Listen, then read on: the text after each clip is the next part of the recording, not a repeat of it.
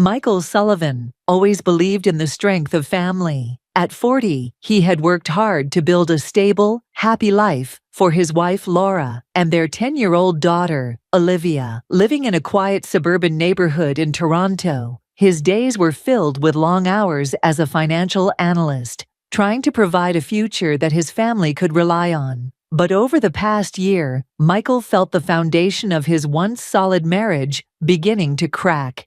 He couldn't quite pinpoint when it started, but the warmth between him and Laura had diminished. He tried to chalk it up to the natural wear and tear of life, hoping that things would settle over time. He didn't realize that the truth was waiting for him, just steps away, in his own garage.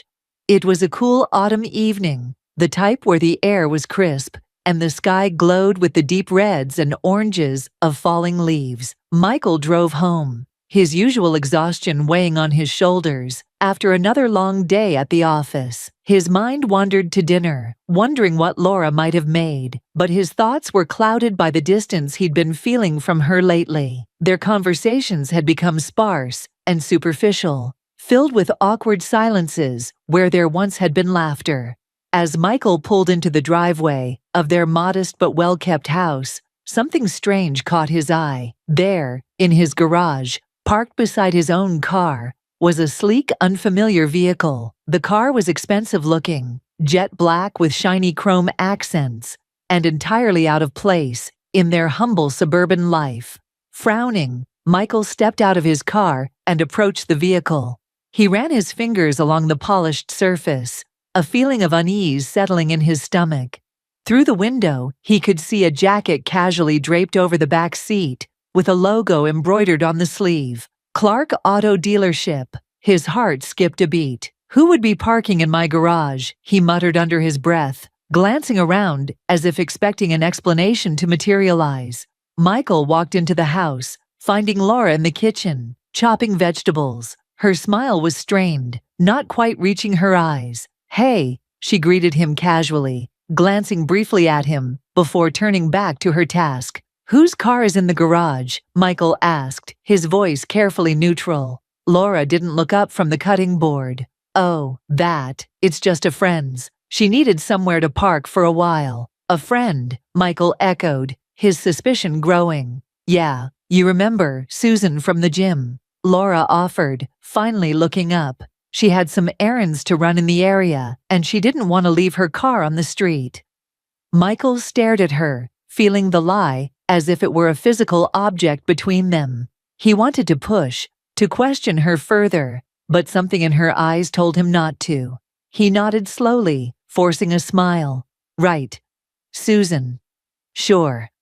For the next few days, Michael couldn't shake the feeling that something was terribly wrong. Laura had become even more distant, distracted during their conversations, spending long hours on her phone. Her screen always turned away from him. There were too many small inconsistencies piling up, unanswered calls, late nights out with friends, and the fact that she seemed to avoid any real conversation with him. But it was the car that haunted him the most. Michael had always trusted Laura completely. Their marriage wasn't perfect, but it was strong. Or at least he had thought it was. Now he wasn't so sure. By the time the weekend arrived, Michael couldn't stand it any longer. He had to know the truth. On Saturday morning, he told Laura he was heading into the office to catch up on some work. Instead, he parked his car 2 blocks away and quietly walked back to his house, his heart pounding in his chest. As he approached, he saw the black car in the garage again. He crept to the side of the house, peering through the window. Inside, Laura was laughing with a man he had never seen before, tall, with sharp features, and an air of confidence that made Michael's stomach twist with jealousy. The man's hand rested casually on Laura's shoulder, and she didn't move away. In fact, she leaned into his touch, her smile one that Michael hadn't seen in years. "Ryan," Laura said softly, her voice carrying through the slightly ajar window. Michael felt his heart shatter at the sound of that name. He had never heard it before, but the way Laura said it was filled with intimacy, with affection that was no longer his. He clenched his fists, barely restraining himself from storming into the house and confronting them right then and there. but something held him back. He needed more. He needed to be sure. Ryan's voice was low, and Michael had to strain to hear him. "You really think he doesn't know, Laura?" Laura sighed, her expression turning serious. "I don't know. Maybe he suspects something, but I'm careful. Besides, he's always so busy with work. I barely see him." Michael's blood boiled. His work. He was working to provide for their family, for her. And this was what she had been doing behind his back. "I can't keep doing this forever," Ryan said, his tone insistent. "We need to talk about what's next." Laura looked away, biting her lip. "I just need more time, Olivia." She wouldn't understand. Michael stepped back, his breath coming in short gasps. Olivia, his little girl. She was innocent in all of this, oblivious to the betrayal unfolding under her own roof. The thought of his daughter kept him grounded, preventing him from rushing inside and tearing everything apart. He couldn't lose control. Not yet. That evening, after Ryan had left, and Michael had returned to the house, as though nothing had happened, the atmosphere was tense. Laura acted as if everything were normal, but Michael could barely look at her. He felt like a stranger in his own home, surrounded by secrets and lies. After dinner, while Olivia was playing in her room, Michael finally broke the silence. "We need to talk, Laura." She paused, her back to him, as she washed dishes at the sink. "About what? Whose car was really in the garage today?" Michael asked, his voice hard, devoid of the warmth it usually carried. Laura froze for a moment, then slowly turned around, drying her hands on a towel. Her face was pale, her eyes wide with guilt. "Michael, Don't lie to me, Laura," he said, his voice breaking with anger and betrayal. "Whose car is it?" She looked down at the floor, unable to meet his gaze. "It's Ryan's." The words hit Michael like a punch to the gut. He stood there, staring at her, waiting for her to say more, but she stayed silent. Finally, he spoke, his voice low and controlled. "How long?" Laura wiped away a tear that had started to form in the corner of her eye. 6 months. Michael felt his legs go weak, and he sat down heavily on the couch. 6 months. 6 months of lies, of sneaking around, of betrayal. He couldn't believe it.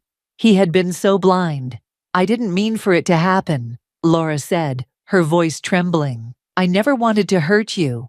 "But you did," Michael said, his voice cracking. "You did." The days that followed were a blur of anger, hurt, and confusion. Michael slept on the couch, avoiding Laura as much as possible. He couldn't bear to look at her without feeling the sting of betrayal all over again. Meanwhile, Olivia continued to live her life, blissfully unaware of the storm brewing between her parents. One evening, as Michael sat on the couch, staring blankly at the TV, Olivia came into the living room, holding a drawing she had made. It was a picture of their family, him, Laura, and Olivia, all smiling and holding hands. "Look, Daddy," she said excitedly. "I drew us at the park. When are we going again?" Michael looked at his daughter's face, her innocent eyes shining with happiness. He felt a lump form in his throat. He had been so consumed by his own pain that he had forgotten about her. She deserved better than this. She deserved a family that wasn't torn apart by secrets and lies. He hugged her tightly, his eyes filling with tears. "Soon, sweetheart. We'll go soon." That night, as Michael lay on the couch, he thought about his family, about what they had been and what they had become. He knew he had a choice to make. He could walk away, leave everything behind, and start over, or he could fight for his family, for Olivia's sake, if not his own. The next morning, Michael called Ryan and arranged to meet him at a coffee shop downtown. He wasn't sure what he was going to say, but he knew he needed closure. The coffee shop was quiet when Michael arrived, the hum of the espresso machine filling the air. Ryan was already there, sitting at a table near the window, looking out at the busy streets of Toronto.